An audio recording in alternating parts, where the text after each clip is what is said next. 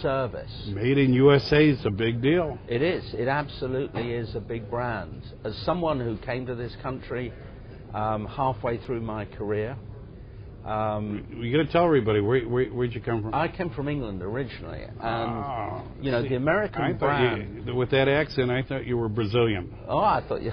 I have a Brazilian. I son-in-law. gotta go back and learn about this. I have a Brazilian son-in-law, and he's a Swiss banker. So I say, oh, is he? Yeah, and I say he's the only Swiss banker with rhythm. That's a great line. That's great. Well, he works for UBS. I shouldn't put in that plug, but I have. You'll forgive me. Yeah, go right ahead. But we've got to be prepared to meet the growing demand from around the world, and it's going to come from places that may surprise us. I mean, Larry Summers just stepped down as President Obama's chief economic advisor, made the point that sub-Saharan Africa is likely in the next 20 to 30 years to be a major growth area because they've got a lot of raw materials, among other things. Sure do. And he said you can expect demand for products and services. Now, a lot of those in the early stages may be very low tech. They may be literally healthcare kits,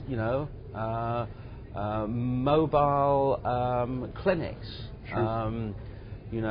Cold storage, a lot of those. It's not necessarily going to be the sort of stuff that IBM and GE supply. Mm-mm.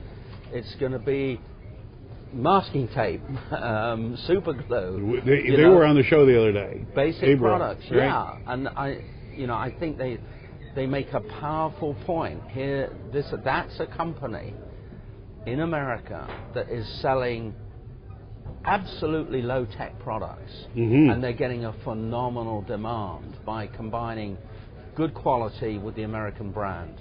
Yeah, I know. And that's in its essence is the opportunity for small business. I agree. You're a small businessman.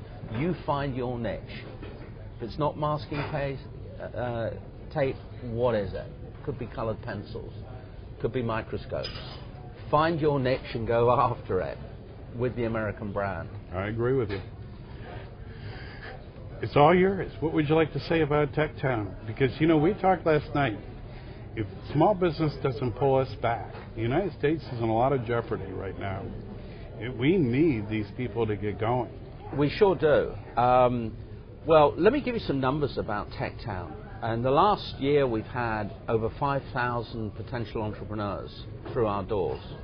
Wow. We've actually carried out training programs of up to several weeks, and in some cases longer than that, giving sort of entrepreneurship 101 to over 1,200 people.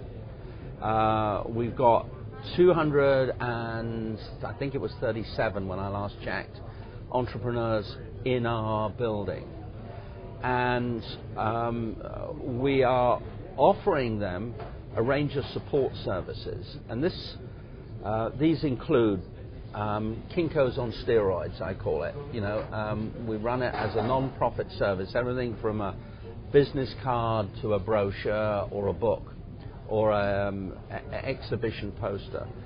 Then we have technology. We've got Wayne State's tech transfer department in the building. Great university. So if you need to license some technology, you just go down the corridor and say, hey, I'm interested in licensing some engineering technology related to electrification of vehicles. What have you got? So we're trying to get university research to talk to business, literally by having him in the same building. Then we've got training programs, and not just ours, we have a series of others. We have the U.S. government in there, the Small Business Association, the Michigan Small Business High Technology Development Center is there. You brought all the tools in, right? So we're trying to, I call us a shopping mall for entrepreneurs. You don't have to buy the product or the training from the Techtown because we offer our own. We're totally happy for you to go down the corridor or up the elevator and seek out the US government SBA program or SPDDC program. We even have a private individual offering a training program.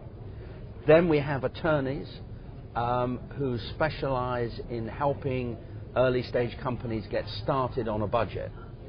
So for a year they'll give you a package of services at very low cost. Incorporation, your early board materials and organization, your standardized contracts for you to start working with, and so on. Wayne State University have got a department which also offers a limited number of free incorporations. So they'll help, I think it is something like up to 20 small businesses a year for free, become incorporated and get going and get advice. You got all the tools there. Randall, you've done a great job. Well, it's a collective, it's a team effort or nothing. You know, I mean, we have a great team of people. And they're pretty dedicated what they're doing. I like the people. And you know, we have the added, I think the French word is frisson, or shiver of excitement, because we're in the front line. You can't go anywhere else in America and find bigger challenges than we've got in Detroit. That's right.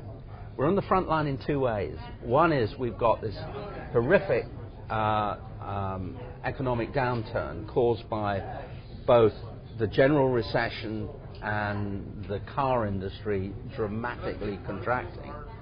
So we've got effective unemployment well over 20%. You know, I mean, if we could get it down to what the rest of the country thinks is painful, they'd be erecting statues in the square to you and me. Yeah. You know, I mean, what we've got to do is scale our services, and you know, the Howard Keating show, I think, is going to play an important role, because we can't just do it in one incubator. We've got to use multiple tools. We've got to have buses that go out to every community in Detroit. We call it a Thrive bus, and partners with churches, schools, community colleges, and gets right across the economy. But we also got to use the media. If we don't use social media, we need our head examined. I mean, I agree with you. We're being given a lesson in the power of social media in the Middle East right now.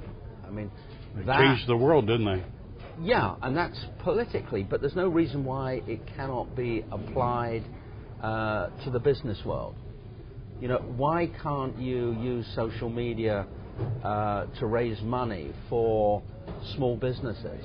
I agree. I mean, we've got a program. The SEC doesn't like to hear this. They may not, but we've got to change the way we do things. Oh, I absolutely. You know, women and minority-owned businesses, for example, we've got to develop sources of capital. We've got a Women for Women fund that is about to be launched called Bell Capital, which is going to invest in two types of businesses. You know, we're going to take a break here now. What are we running?